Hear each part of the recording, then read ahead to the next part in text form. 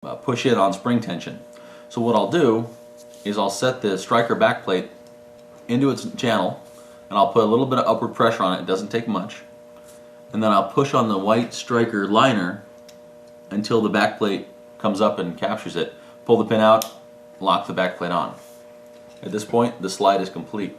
I'll wait to put the barrel and guide rod back in so I can show proper lubrication of the barrel before we proceed.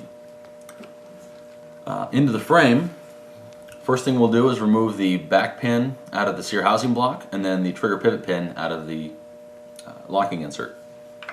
I'll take my 1/8 inch roll pin punch and I'll punch the pin out. Set that pin aside. Once you get your pin punch pulled out of the frame, the easy way to remove the sear housing block is to take the side of the pin and go between the slide rail and the frame itself. Push it into that gap and it'll pop the sear housing block free. At that point, the sear housing block can be pulled straight up out of the frame while you pull the trigger back, and you can actually disengage and set that aside. We're not going to do anything to the sear housing block because the spring is relatively difficult to reinstall and nothing needs to be done with those components. To remove the trigger pivot pin, we're going to use the apex slave pin, and we're going to push on the frame from the right side to the left, keeping constant pressure on it. We'll move around the slide lock lever until it becomes free, and as you can see, the pin popped right out. The trigger pivot pin has 2 notches on it, one very close to the center and one off to the edge. Those 2 notches need to be off to the left side of the frame when you reinstall the pin. That's why we remove it from the right to the left.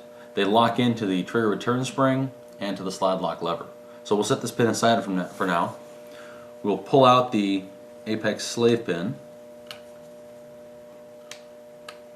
Once that's out, the locking insert will pop right out, as well as the slide lock lever and the trigger bar. We'll set the frame aside. At this point, we will remove the trigger return spring from the trigger bar. You'll notice that the top of the trigger return spring, the opening on the spring, is actually in the up position as it's installed in the frame.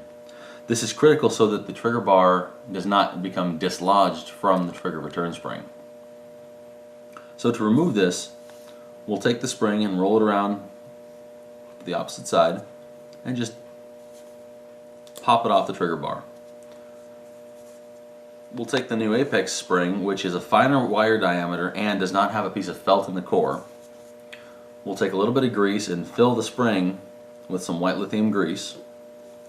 I'll take the small end of the loop on the trigger return spring and I'll hook it onto the trigger bar from the top, lock it into the hole on the trigger bar, and then roll it around into the trigger. So when it goes back in the gun, it goes back in the same fashion. So we'll go ahead and reassemble this part now. We'll take the frame and the trigger bar with the spring on it,